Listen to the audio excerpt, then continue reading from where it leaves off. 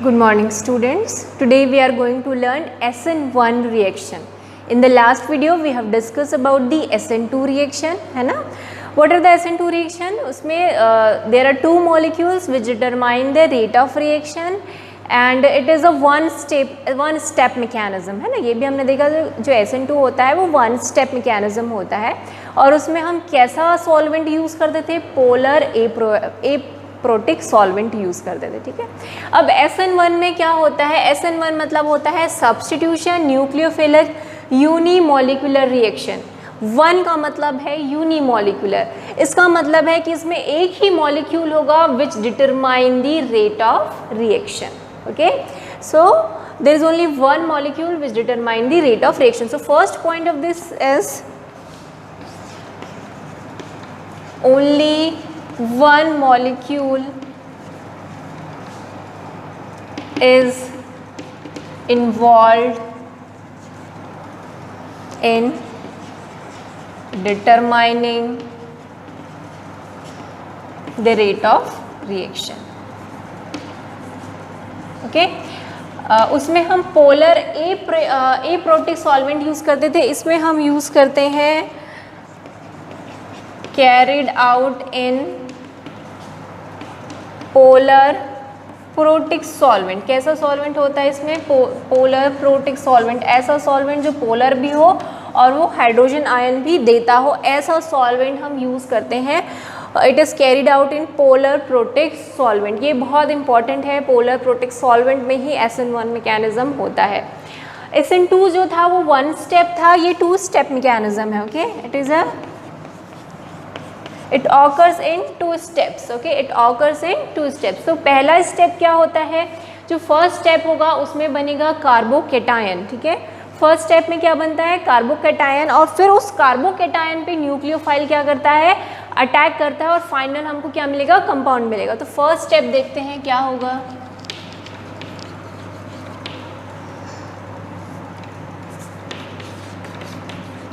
First step is formation of carbocation. Carbocation के बारे में हमने क्लास 11 में पढ़ा था, कार्बोकेटायंस क्या होते हैं, ठीक है।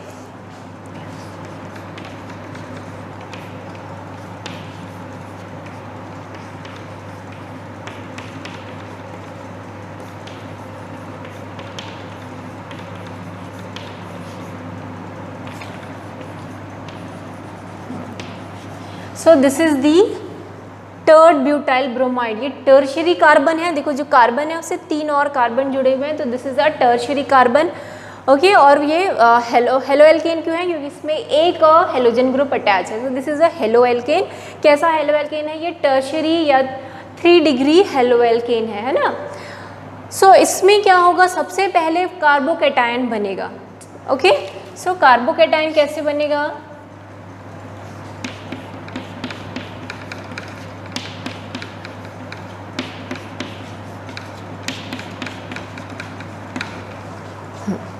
इस तरीके से सबसे पहला स्टेप क्या होगा? फॉर्मेशन ऑफ कार्बोकेटायन, कार्बोकेटायन बनेगा और ब्रोमाइड रिलीज हो जाएगा, वहाँ से लीव कर जाएगा।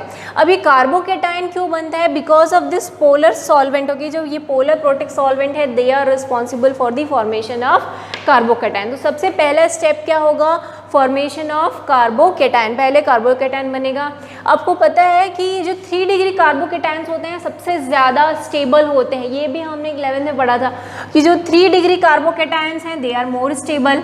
कार्बोकेटायन की बात हो रही है ना, दिस इज दी कार्बोकेटायन। जो 3 डिग्री कार्बोकेटायंस होते हैं वो बहुत स्टेबल होते हैं, देन 2 डिग्री और देन 1 डिग्री। 1 डिग्री कार्बोकेटायन बहुत ही अनस्टेबल होते हैं, दे आर नॉट स्टेबल, ठीक है। अगर अनस्टेबल होंगे तो क्या होंगे? फिर से ये Br से रिएक्ट करके वापस से यही कंपाउंड बना लेते हैं। जो 1 डिग्री होते हैं ना, 1 डिग्री जो एल्काइल हैलाइड है, जैसे ही वो कार्बोकेटायन बनते हैं वो बहुत ही अनस्टेबल होते हैं, तो स्टेबिलिटी अचीव करने के लिए अगेन वो Br से रिएक्ट करके फिर से यही कंपाउंड बना लेंगे। पर जो 3 डिग्री कार्बन होते हैं बहुत ही स्टेबल होते हैं कंपेयर टू दीज टू, तो ये वापस से रिवर्स डायरेक्शन में ये रिएक्शन नहीं होता है, ठीक है। तो पहला क्या बन गया हमारा? कार्बोकेटायन। अब इस कार्बोकेटायन में क्या होगा? जो हमारा न्यूक्लियोफाइल है वो अटैक करेगा। अच्छा, एक और इम्पॉर्टेंट बात है, ये जो रिएक्शन होता है ये बहुत ही स्लो होता है, this is the slow reaction. This is the slowest step and it is a rate determining step.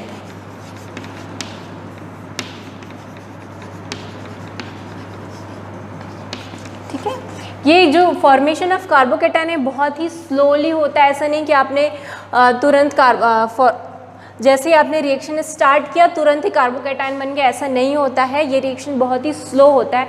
So this is the rate determining step, क्योंकि इसके बाद वाला स्टेप तो यूँ हो जाता है, उसमें बिल्कुल भी टाइम नहीं लगता उस रिएक्शन को होने में, जबकि इस रिएक्शन को होने में बहुत ज़्यादा टाइम लगता है। It is very slow. So this step determine the rate of reaction, formation of carbocation. तो जो ये SN1 रिएक्शन है किस पर डिपेंड करता है इस रिएक्शन पे, कि जो हमारा एल्काइल हैलाइड है वो कौन सा एल्काइल हैलाइड है, कि वो कौन सा टाइप का कार्बोकेटायन बनाएगा। ये डिपेंड नहीं करता है कि लीविंग ग्रुप कौन सा है। ठीक है, ये किस पर डिपेंड करता है, फॉर्मेशन ऑफ कार्बोकेटायन पे, इसलिए ये यूनिमॉलिक्यूलर है। ठीक है, इसलिए इसको हम क्या बोलते हैं, यूनिमॉलिक्यूलर। अब जो सेकेंड स्टेप क्या होगा,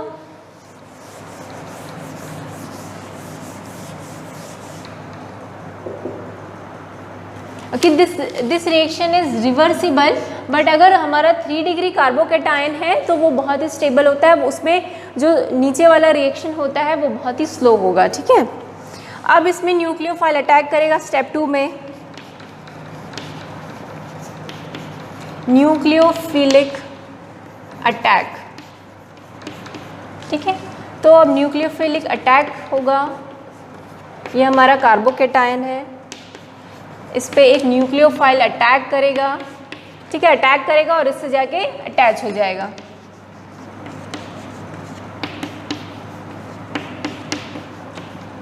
ठीक है, ये स्टेप बहुत ही फास्ट स्टेप है। जैसे ही कार्बोकेटायन बना इमीडिएटली जो है उस पर न्यूक्लियोफाइल अटैक करके क्या बना लेता है, कंपाउंड बना लेता है। So this step is a very fast step, और वो स्टेप क्या है, स्लो है। तो जो SN1 रिएक्शंस हैं ये 2 स्टेप में होते हैं, पहला कार्बोकेटायन बनता है और दूसरा स्टेप में न्यूक्लियोफाइल का अटैक होता है उस कार्बोकेटायन पे। ठीक है, so this step is a rate determining step, ये बहुत ही स्लो स्टेप होता है, ये याद रखना आपको ज़रूरी है। आपको पूछ दिया एग्जाम में कि इन दोनों में से कौन सा जो है रेट डिटरमाइनिंग स्टेप है, तो कौन सा है, formation of carbocation is the rate determining step because it is a very slow step. Clear हुआ इतना? अच्छा, अगला हम पढ़ेंगे कि अगर हमारे पास कोई ऐसा सब्सटेंस है जो ऑप्टिकली एक्टिव है। देखो, ये वाला सब्सटेंस ऑप्टिकली एक्टिव है क्या? नहीं है, ये कंपाउंड ऑप्टिकली एक्टिव नहीं है, क्योंकि इस कार्बन से 3 मिथाइल ग्रुप हैं, जबकि ऑप्टिकली एक्टिव कंपाउंड क्या होते हैं कि ऐसा कार्बन जिसमें सभी में अलग अलग ग्रुप या एटम्स क्या हो, अटैच हो, है ना। तो अब अगला हम वही एग्जाम्पल देखेंगे कि अगर हमारे पास ऐसा एल्किल हैलाइड है, एल्काइल हैलाइड है जो ऑप्टिकली एक्टिव है। ठीक है, इसको नोट कर लो। Case of optically active compound. अब हमारे पास एक ऐसा कंपाउंड है जो ऑप्टिकली एक्टिव है ना। क्यों है ऑप्टिकली एक्टिव? देखो, इस कार्बन से अलग अलग ग्रुप जुड़े हुए हैं, इसमें Br है, CH3 है, यहाँ पर क्या है, C2H5 है और यहाँ पर हाइड्रोजन है। तो this is a optically active compound. ठीक है, अब सबसे पहला स्टेप क्या होगा SN1 में कि ये जो है कंपाउंड जो है इसका क्या बनेगा, कार्बोकेटायन। कार्बोकेटायन बनेगा तो ये Br क्या हो जाएगा, वहाँ से हट जाएगा, लीव कर जाएगा। तो सबसे पहला स्टेप होता है फॉर्मेशन ऑफ कार्बोकेटायन। तो ये Br जो है ग्रुप अब लीव कर जाएगा। तो जैसे ये लीव करेगा, ये जो बचे हुए मॉलिक्यूल्स और एटम्स हैं ये अपने आप को क्या करेंगे, रिकॉन्फिगर करेंगे, है ना, रीएडजस्ट करेंगे अपने आप को। तो कुछ इस तरीके से बन जाएंगे।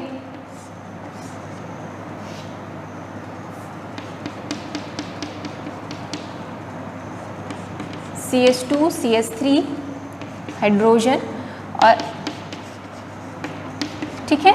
तो first step is a formation of carbocation. ये Br यहाँ से हट गया तो इस पे कौन सा चार्ज आ गया, पॉजिटिव चार्ज। और फिर बाकी जो बचे ग्रुप ऑफ एटम्स और एटम है वो अपने आप को क्या करेंगे, एडजस्ट करेंगे और इस तरीके से कि स्ट्रक्चर बना लेंगे। ठीक है, अब ये जो हमारे पास कार्बोकेटायन बना है इस पर कोई न्यूक्लियोफाइल अटैक करेगा।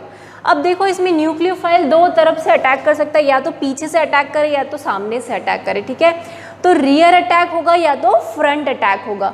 तो रियर अटैक होगा तो एक अलग मॉलिक्यूल बनेगा, फ्रंट अटैक होगा तो अलग मॉलिक्यूल बनेगा।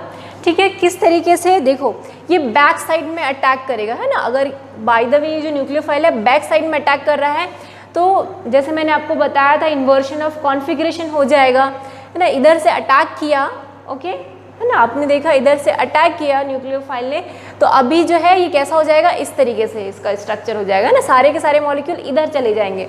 तो कैसा बनेगा,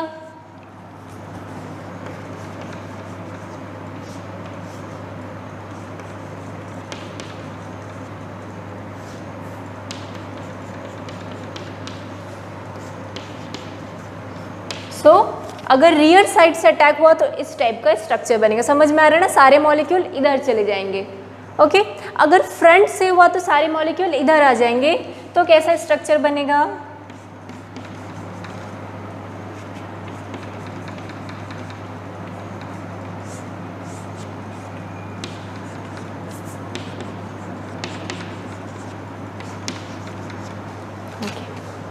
क्लियर हुआ।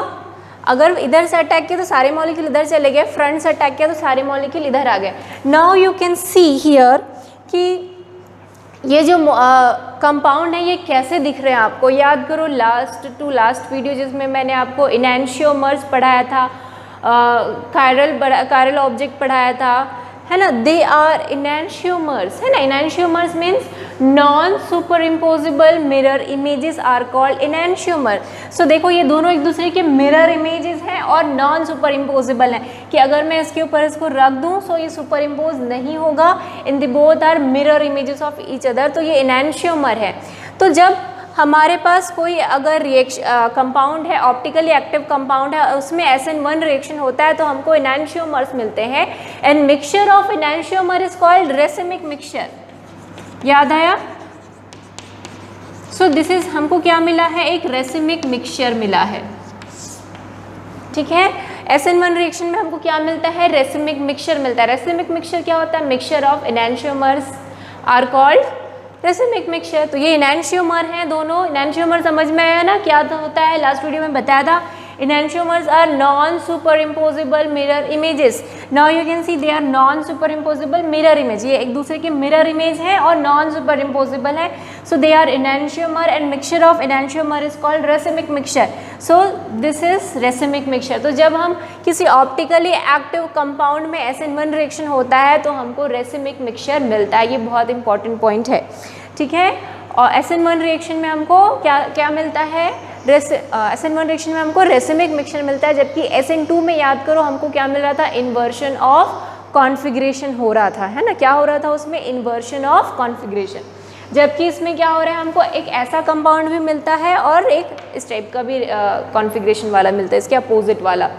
So there is a mixture of enantiomer that is called racemic mixture.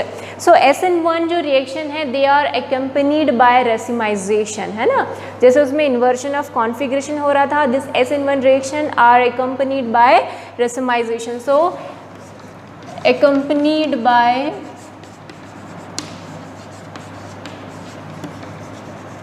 racemization, ठीक है। सो SN1 रिएक्शन में रेसिमाइजेशन होता है।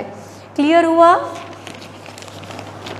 अब इसमें हम पढ़ेंगे कि रेट ऑफ रिएक्शन किस पे डिपेंड करता है। तो अगेन मैंने आपको जैसे बताया कि जो 3 डिग्री एल्काइल हैलाइड होते हैं वो बहुत ही स्टेबल होते हैं। तो 3 डिग्री एल्काइल हैलाइड में SN1 रिएक्शन फास्टर होता है as compared to methyl halide. So जो रेट ऑफ रिएक्शन है ये क्लियर हो गया ना सबको, रेसिमिक मिक्सचर कैसे बन रहा है। So reactivity of alkyl halide in case of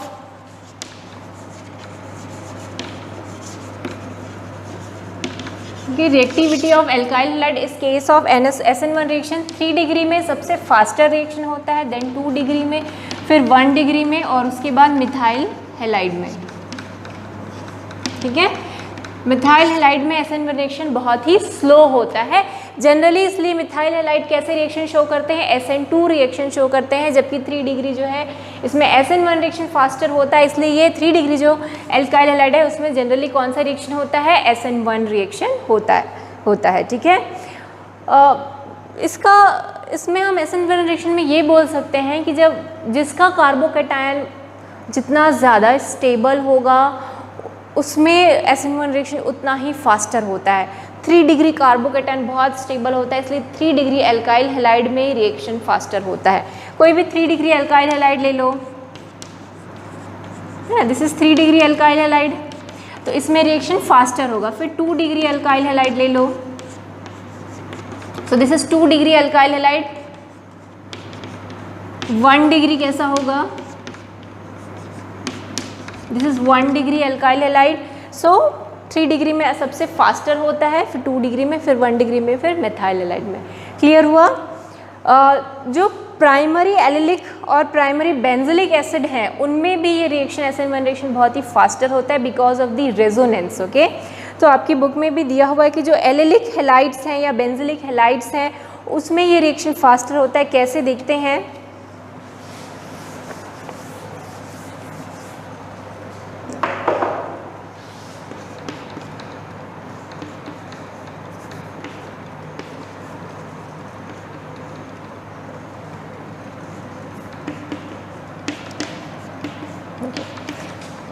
this is a allylic halide. Allylic halide में क्या होता है, डबल बॉन्ड के बाद वाला जो कार्बन है उसमें क्या रहता है, हेलोजन ग्रुप रहता है ना। आपको याद होगा एलिलिक हैलाइड पढ़ाया था मैंने, एलिलिक कार्बन। तो सबसे पहले हम एलिलिक कार्बन पहचानते हैं, दिस इज एलिलिक कार्बन, ठीक है, और उससे हेलोजन ग्रुप अटैच है, सो this is the allylic halide. अब इसमें भी SN1 रिएक्शन बहुत ही फास्टर होता है। क्यों? क्योंकि आप देखोगे जब इसमें ये क्लोरीन ग्रुप लीव करेगा और कार्बोकेटाइन बनेगा तो कैसा रिएक्शन होगा, CH2 ये कार्बोकेटाइन बन जाएंगे, ठीक है। अब इसमें जो कार्बोकेटाइन बनते हैं दे आर वेरी स्टेबल, क्योंकि इसमें रेजोनेंस होने लगता है, ये जो है यहाँ, ठीक है। तो कैसे बन जाएगा ये, अगर ये यहाँ आ गया तो अब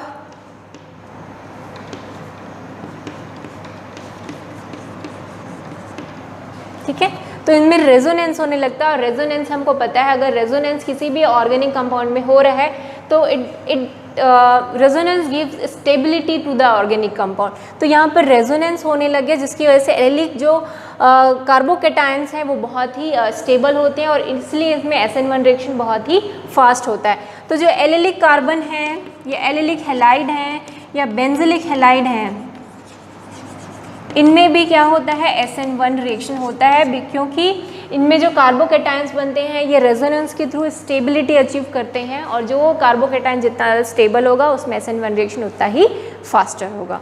सो यहाँ पर SN1 reaction SN2 reaction complete होते हैं। अब हम अगले टाइप के रिएक्शंस पढ़ेंगे, elimination reaction and reaction with metals. Okay, thank you.